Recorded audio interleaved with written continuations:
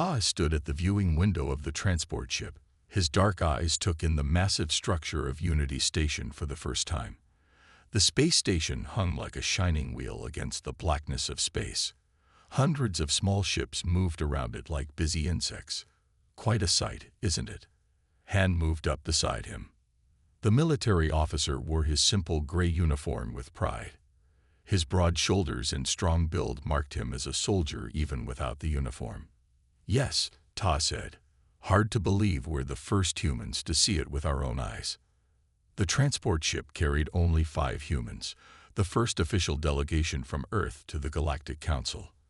After years of distant talks through space messages, Earth had finally been invited to send representatives.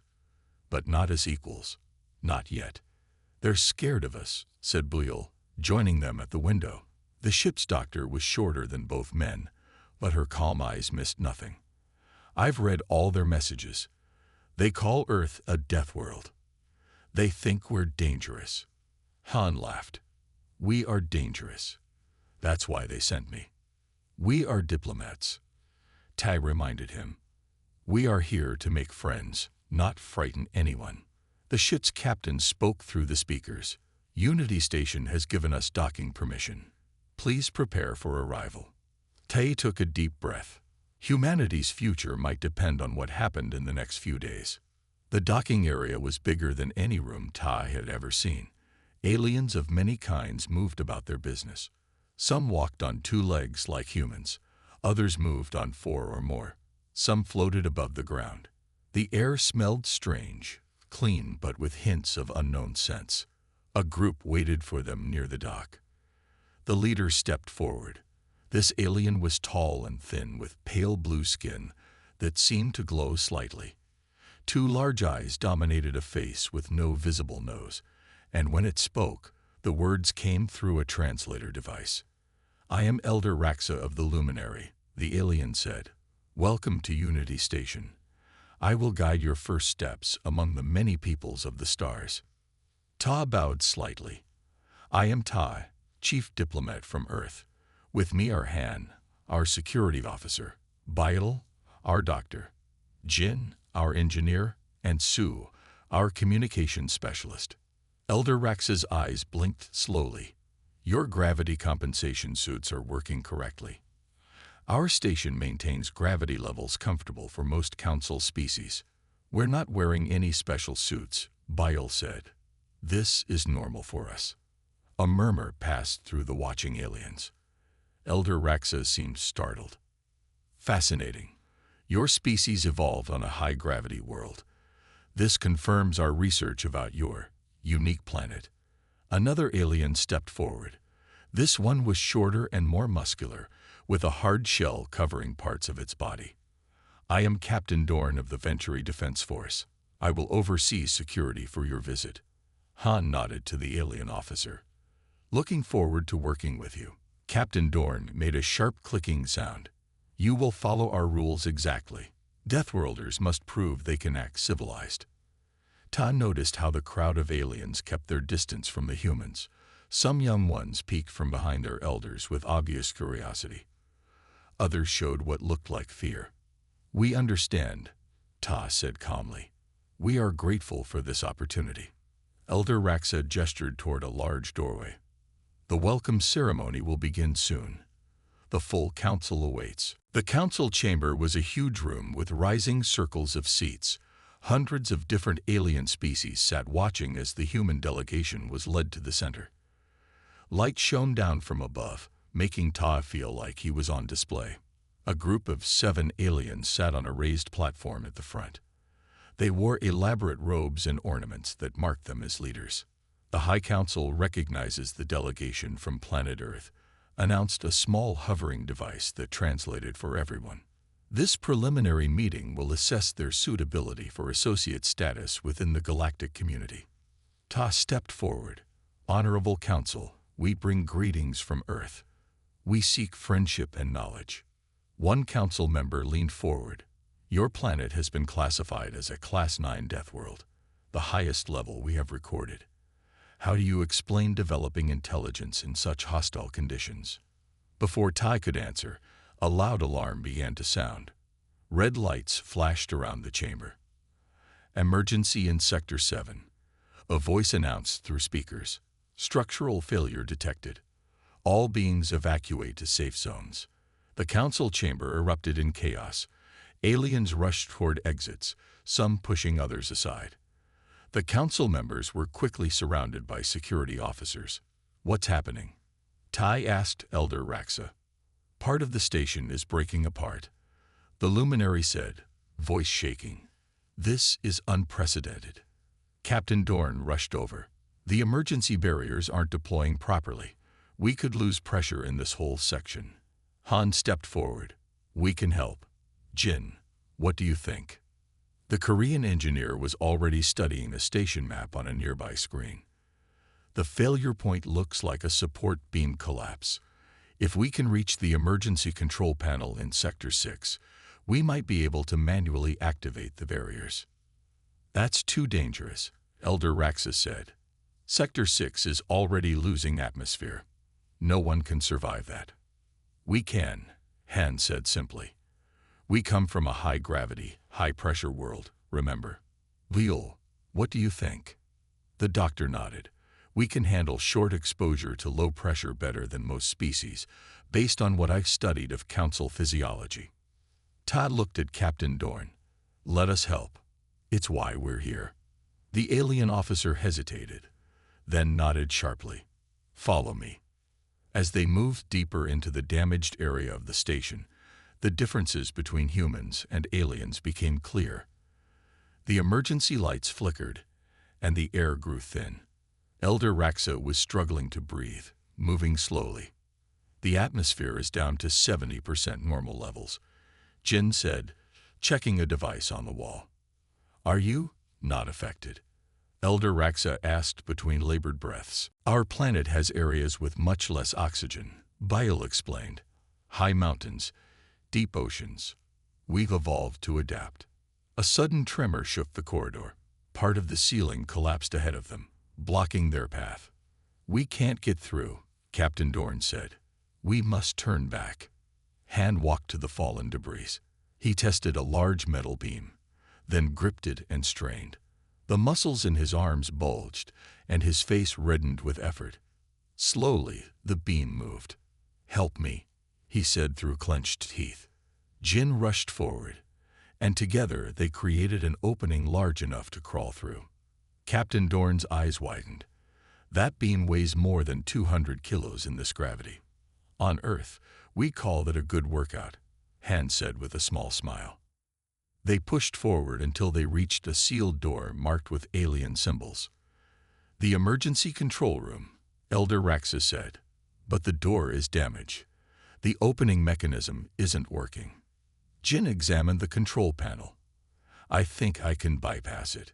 He pulled tools from his pocket and began working on the circuits. Another violent shake ran through the station. Warning lights flashed more urgently. Pressure dropping rapidly, came an automated announcement. Critical failure imminent. We're out of time, Ta said. Han stepped up to the door, placed his fingers in the small gap at the edge, and pulled. For a moment, nothing happened. Then, with a screech of metal, the door began to open. Sweat poured down Han's face as he forced the heavy door aside just enough for them to squeeze through. Elder Raxa stared in shock. Your physical strength, it's not possible. On Earth, we train for emergencies, Han said, breathing hard. Now let's fix your station. Inside the control room, Jin quickly found the emergency systems panel. The automated system is offline, but the manual backup should work. His fingers flew over the alien controls with surprising confidence. How do you understand our technology so quickly? Captain Dorn asked. Earth has thousands of different systems and technologies, Jin explained. We learn to adapt to new interfaces quickly. It's a survival skill where we come from. A moment later, heavy barriers slid into place throughout the damaged sectors. The warning lights stopped flashing, and a new announcement came. Emergency contained. Pressure stabilizing. Elder Raxa looked at the humans with new understanding. You saved many lives today. Ta smiled. That's what neighbors do. They help each other. As they made their way back to the council chamber, they passed many aliens being treated for injuries. Beale stopped to help, using her medical kit to treat wounds and breathing problems. Your medical technology seems primitive, an alien medic observed. Sometimes simple works best, Beale replied, splinting a broken limb with materials she found nearby. When they finally returned to the council chamber, the mood had changed. The council members looked at the humans differently, with curiosity instead of fear, with interest instead of dismissal. Perhaps, the lead council member said, we have more to learn about Deathworlders than we realized. This emergency has shown us unexpected qualities in our visitors from Earth. Ta stepped forward again. We come from a challenging world that taught us to adapt, to overcome, to help each other survive. We offer these strengths to the galactic community as friends and allies. For the first time since their arrival, the aliens didn't step back when the humans approached. Instead, they moved closer, eager to learn more about these strange beings from a deadly world who had just proven their worth. The crisis had only just begun, but already everything had changed. The emergency meeting room buzzed with nervous energy. 2 hours had passed since the first structural failure, and things were getting worse, not better. Taz sat with his fellow humans at one end of a large table. Alien officials filled the other seats, their voices rising as they argued. We must evacuate the station immediately, said a tall, spindly alien with translucent skin. Impossible, replied Consul Vex, a round-bodied bureaucrat whose 6 eyes blinked in different patterns as he spoke. Our evacuation ships can only hold 20% of the station's population. Jin leaned forward. What about the station's repair systems? Can they fix the damage? Chief Engineer Prell, a small alien with delicate 4-fingered hands, shook her head. The automatic repair drones are offline. The central computer isn't responding to commands. Then we fix it manually, Jin said. Consul Vex made a whistling sound that the translator converted to laughter. Impossible. The damaged areas are now completely without atmosphere. No living being could work in those conditions. Han exchanged a look with Ta. We might be able to. Before anyone could respond, the lights flickered and went out. Emergency lighting came on a moment later, casting red shadows across worried alien faces. What now? Elder Raxa asked, voice trembling. A new alarm sounded, higher and more urgent than the first. Sue, who had been quietly monitoring communications, looked up from her device. Solar flare incoming. The station's shields are at minimum power. Without full shields, the radiation will kill many of us, Captain Dorn said grimly. Ta stood up. What needs to be done to restore power and shields? Chief Engineer Prell brought up a holographic map of the station. The main power coupling was damaged in the first incident. It's located here, in Sector 12. She pointed to a blinking red section. Without it, we can't restore full power or shields. And Sector 12 has no air, Consul Vex added. As I said, impossible to repair. Jin studied the map. We have spacesuits on our ship. Not perfect, but they might work long enough. Your primitive equipment, Consul Vex scoffed. Our best environmental suits failed in similar conditions. Blyle spoke up. Humans evolved on a radiation-heavy world with extreme environmental variations. We can tolerate conditions that might harm other species. Captain Dorn looked interested for the first time. Is this true? Earth has areas with natural radiation that would kill most aliens. Blyle explained. We've evolved some resistance. Not immunity, but resistance. And our spacesuits are designed for hostile environments. Han added. We don't rely on comfort technology. We build for survival. Elder Raxa looked troubled. This is why your planet is classified as a death world. Such conditions, it's hard to imagine life evolving there. Life finds a way, Ta said simply. Jin, what's your plan? The gravity shifted as Jin and Han made their way to Sector 12. What should have been a simple walk became a struggle as the artificial gravity fluctuated wildly. Gravity control failing, came Chief Engineer Prell's voice through their helmet communicators. The small alien engineer had insisted on guiding them remotely. Be careful. It may increase to dangerous levels. As if on cue, Jin felt himself grow heavier. Each step became harder, as if he were carrying a heavy backpack. How much has it increased? He asked through gritted teeth. Nearly double standard station gravity, Prell replied, sounding worried. You should turn back. No species can function effectively at such levels. Han laughed, though the sound was strained. This is only about 20% more than Earth normal. We can manage. They continued forward, moving more slowly but steadily. Through the helmet's display, Jin could see Prell's shocked expression. Remarkable, the alien engineer said. Our strongest species would be crawling by now. They reached a sealed door marked with warning symbols. Beyond it lay the damaged power coupling. This door won't open normally, Prell said. The emergency release is on the right panel. Jin found the panel and pulled the emergency lever. The door slid open, and immediately the last wisps of air rushed out. They were now in hard vacuum. Suits holding, Han reported, moving to the power coupling. The room was in chaos. Debris floated despite the increased gravity, caught in conflicting artificial fields. Sparks jumped from damaged equipment, eerie in the airless environment. Jin checked his suit readings. Radiation levels rising. The solar flare is hitting us. Your suits can't possibly shield you for long, Prell said urgently. Our best technology fails after minutes in such conditions. Then we'll work fast, Jin replied, moving to the damaged coupling. It was worse than he expected. The main power connection had been completely severed. Fixing it properly would take hours they didn't have. We need to bypass it, he told Han. Hold these cables together while I create a temporary connection.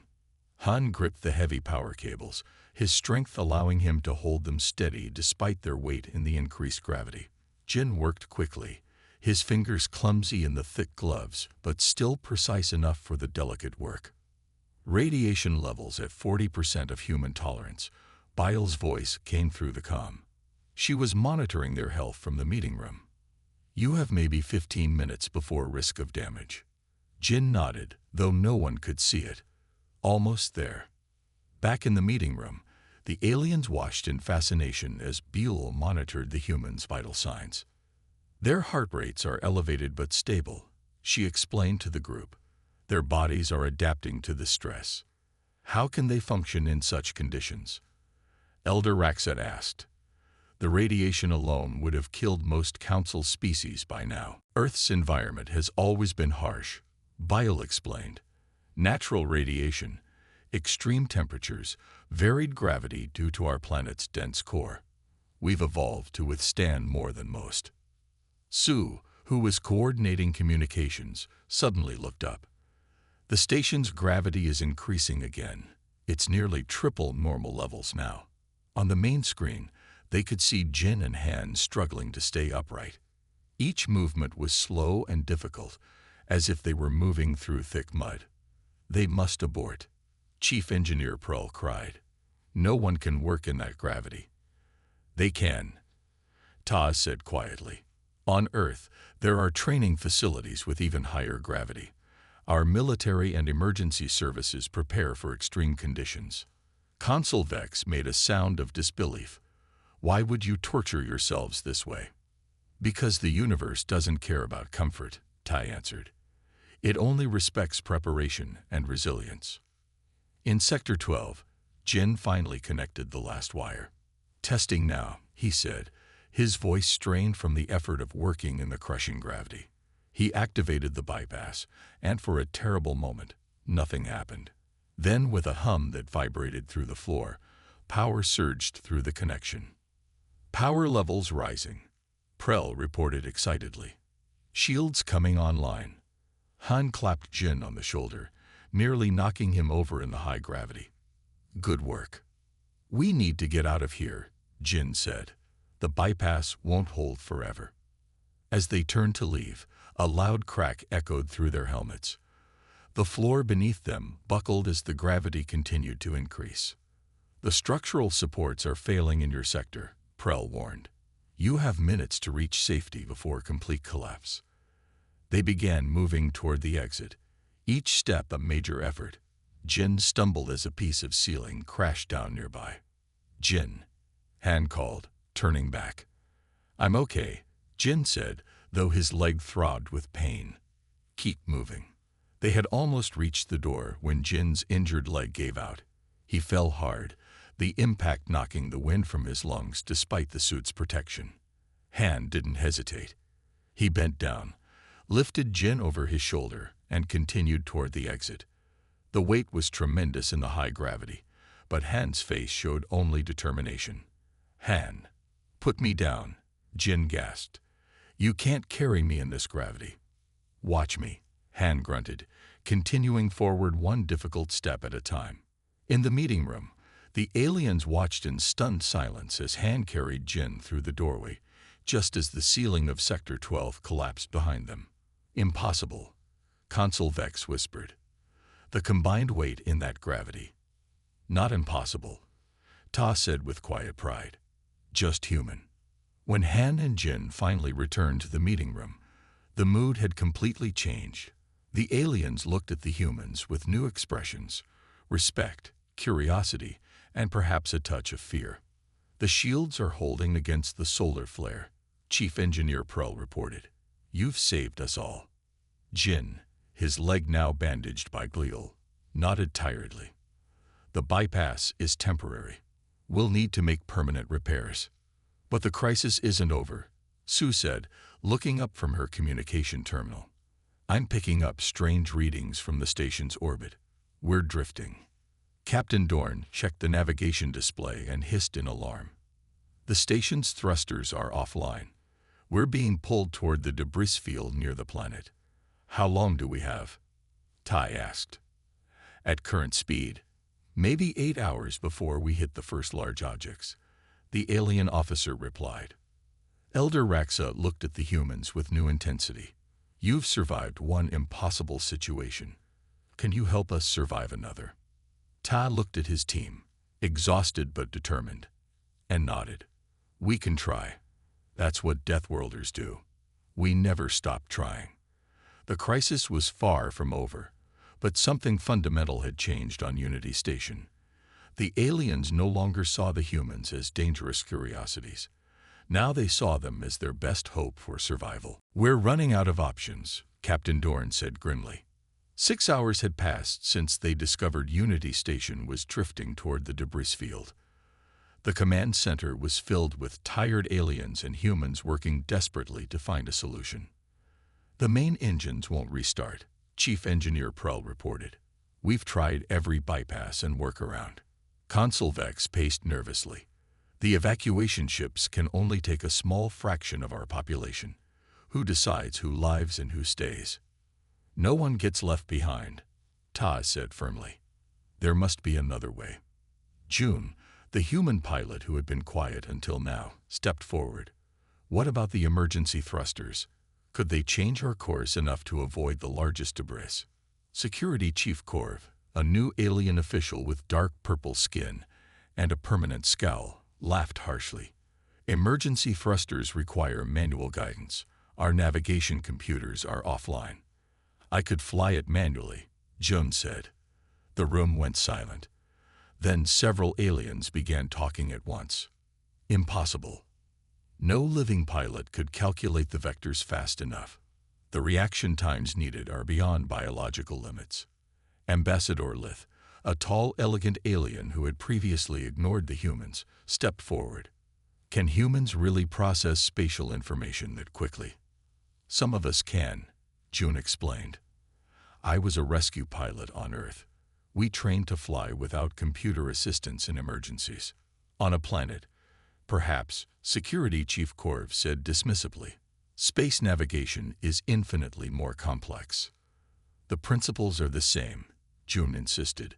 "Give me access to the thruster controls. I can at least buy us more time." Captain Dorn looked to Elder Raxa, who nodded slowly. "We have nothing to lose at this point." The thruster control room was small and cramped.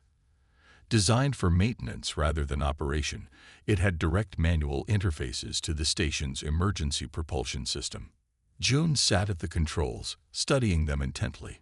Sue stood beside him, translating the alien symbols. "The debris field looks worse than we thought," Sue said, examining the sensor displays. Hundreds of objects, some as large as buildings. Through the viewport, they could see the field approaching. A scattered mass of twisted metal, rock, and ice spinning slowly in the blackness of space.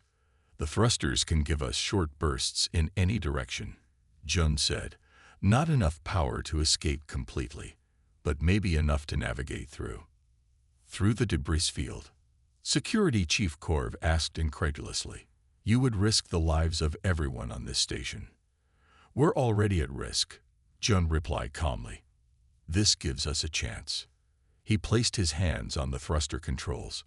"Everyone secure yourselves. This will be rough." The first thruster fire jolted the entire station. Alarms blared as the massive structure shuddered. "Warning," came an automated announcement. "Unplanned station movement detected." June ignored the alarms, his eyes fixed on the approaching debris. His hands moved steadily across the controls, firing thrusters in precise patterns. "First large object approaching," Sue reported. "Impact in 30 seconds." Security Chief Korv gripped a support rail, his face showing fear for the first time. "We cannot survive a direct hit from something that size." "We won't take a direct hit," Jun said, his voice eerily calm. He fired a series of short bursts, adjusting the station's position with tiny movements. The huge chunk of metal that had been heading straight for them drifted past, missing by less than 100 meters. "How did you calculate that trajectory so quickly?" Chief Engineer Prell asked in amazement. "I didn't calculate it," Jun explained, never taking his eyes off the viewport. "I felt it.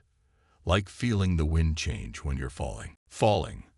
Elder Raxa asked, confused. "Skydiving. It's a human sport. You jump from high places and fall through the air." "You do this for fun?"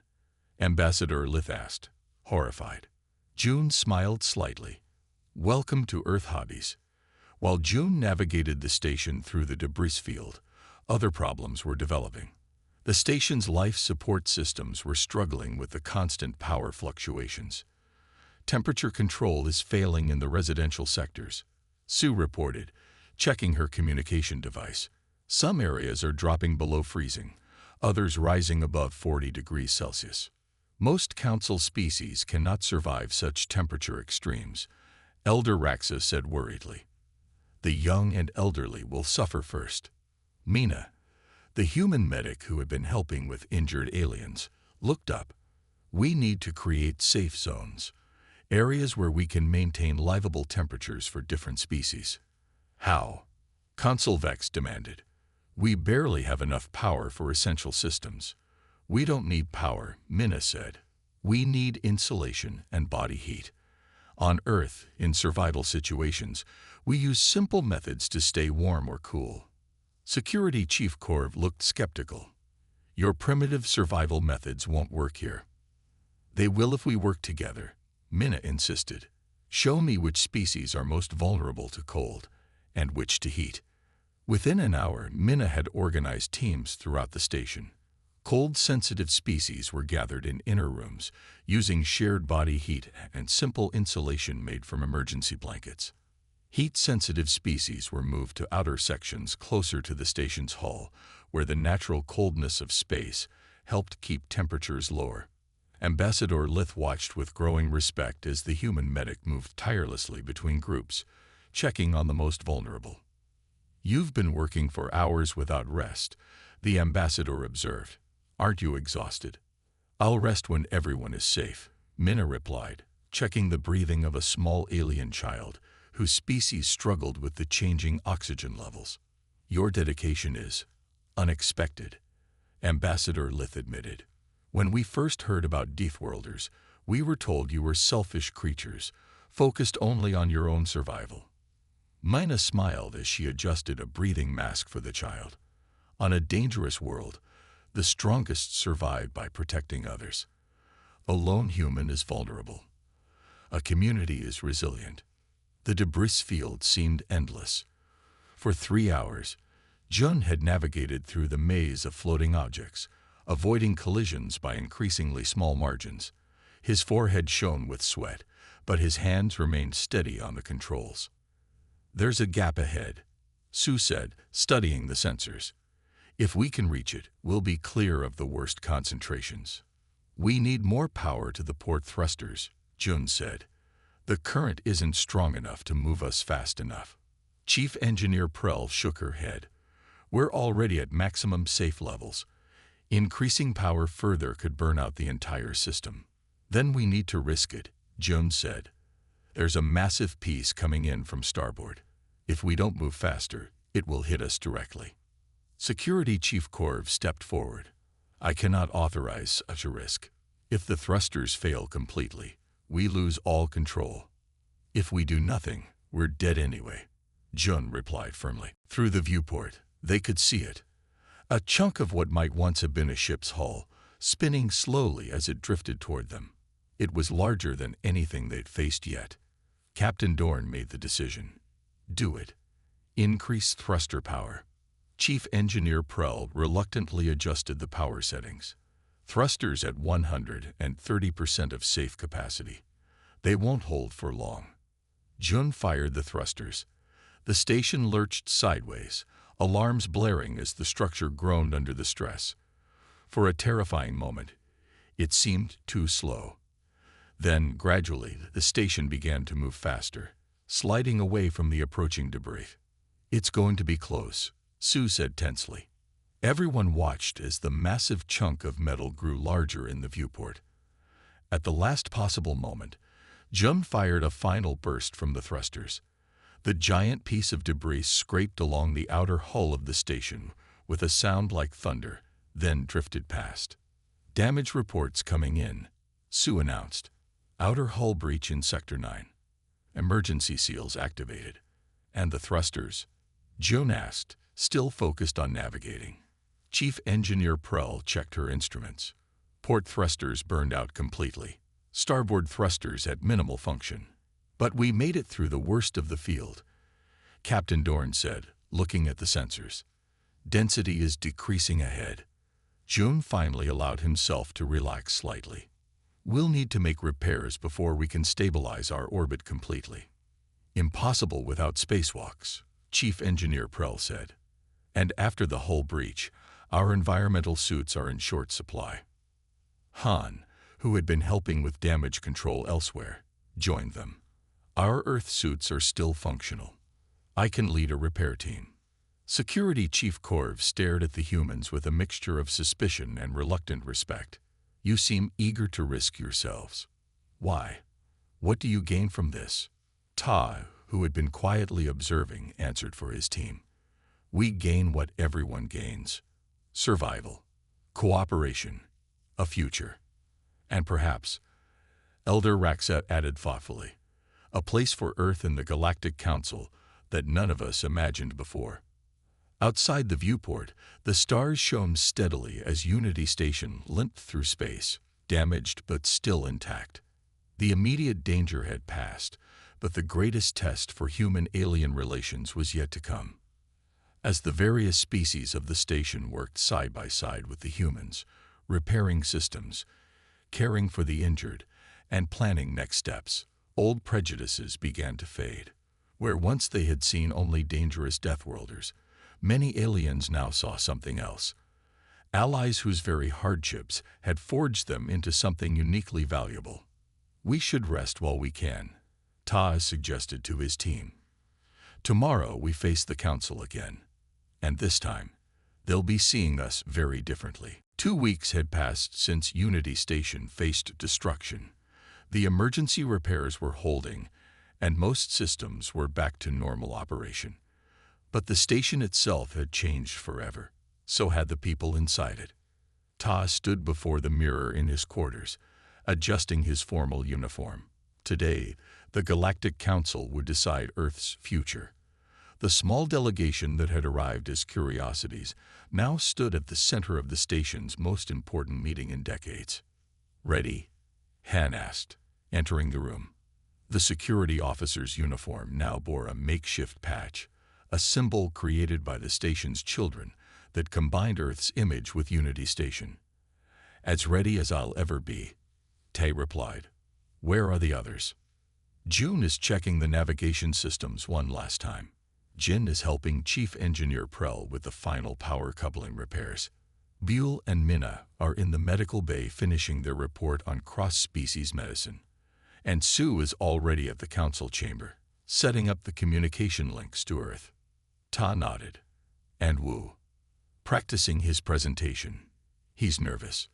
Wu was the delegation's cultural attaché, a quiet man who had remained in the background during the crisis. Today, he would have perhaps the most important role of all. "Tell him not to worry," Ta said with a small smile. "After what we faced, a council meeting should be easy." The council chamber looked very different from their first visit. Repairs were still underway in some sections, and temporary power lines ran along walls. But the biggest change was in how the aliens looked at the humans as they entered. Where once there had been fear and suspicion, now there were nods of recognition. Some aliens even approached to touch the humans' shoulders or hands, a sign of respect in many species. High council members took their places on the raised platform. In the center sat a new figure, Grand Minister Jet, the highest authority in the Galactic Council, who had arrived from the homeworld just days ago. "This special session will now begin," announced the translator. "We gather to evaluate the status of planet Earth within the galactic community." Grand Minister Jet rose slowly. The ancient alien skin shimmered with pale colors that shifted as they spoke. "Never in my long service have I witnessed events like those that occurred on this station. What began as a routine evaluation of a potentially dangerous species became a testament to the unpredictable nature of life in our galaxy." The chamber was completely silent as the Grand Minister continued. "We will hear testimony from those who witnessed the humans' actions during the crisis. Then we will decide." The first to speak was Captain Dorn. The military officer stood straight, their hard shell gleaming under the lights. "I came to this assignment believing Deathworlders were a threat to security," Captain Dorn said bluntly. "I was wrong. Without the humans, this station and everyone aboard would have been lost. Their physical capabilities exceeded our most advanced military training." Next came Elder Raxa, who spoke of watching Han carry Jin through crushing gravity. What seemed impossible became possible through their strength.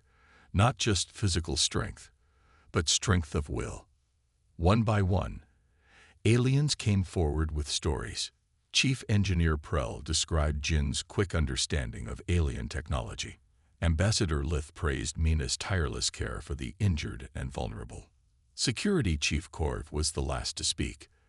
The purple-skinned aliens still looked stern, but something had changed in their manner. "I distrusted the humans from the start," Korv admitted. "Their abilities seemed too dangerous, their adaptations too extreme. Now I see that what makes them dangerous also makes them valuable. Their planet's harshness bred not monsters, but survivors who understand that helping others is the best way to help themselves." When the testimonies finished, Grand Minister Jet turned to the human delegation. "You have heard how others see you. Now we would hear how you see yourselves. Why should a species from a Class 9 death world be welcomed into peaceful galactic society?" Ta stepped forward, but then gestured to Wu. The cultural attaché moved to the center of the chamber, carrying a small device. "Honorable Council," Wu began, his voice soft but clear. "You have heard about our physical abilities, our strength, our endurance, our adaptations to a harsh world. These things saved lives during the crisis, but they are not what defines us as humans." He activated the device, and a hologram appeared above the chamber. It showed Earth, blue oceans, white clouds, green and brown landmasses. "This is our home," Wu continued. "A dangerous world, yes. A place of storms and earthquakes, of predators and diseases, of radiation and gravity that would kill many of your species." The image changed, showing humans building shelters, growing food, creating tools. But hardship didn't make us just strong. It made us creative. More images appeared, ancient cave paintings, temples, modern cities. It made us artistic. The hologram shifted to show hospitals, rescue workers, people helping each other after disasters. It made us compassionate. On a world where danger is constant, we learned that working together is not just better, it's essential for survival. The final images showed the vastness of space and Earth as a tiny blue dot. We come from a harsh world, but we look to the stars with hope, not fear. We seek to join your community not despite our origins, but because of them. The very challenges that made Earth a death world also prepared us to face crises that other species cannot. We offer these strengths in friendship. When Mu finished, the chamber was silent for a long moment. Then Grand Minister Jet spoke. I have lived long enough to see many species join our community. Each brings unique gifts. But never have I seen a species tested so severely before admission, or one that passed such tests so impressively. The Grand Minister's colors shifted to a deep blue that filled the chamber with soft light. The Council will now vote on Earth's status. The vote took only minutes. When it finished, Grand Minister Jet announced the result. By unanimous decision, Earth is reclassified. No longer will it be labeled simply as a Class 9 death world. It will now be recognized as a crucible world, a place where extreme conditions forge unique strengths. Tai felt a weight lift from his shoulders as the Grand Minister continued. Earth is granted full membership in the Galactic Council, with special designation as emergency response specialists.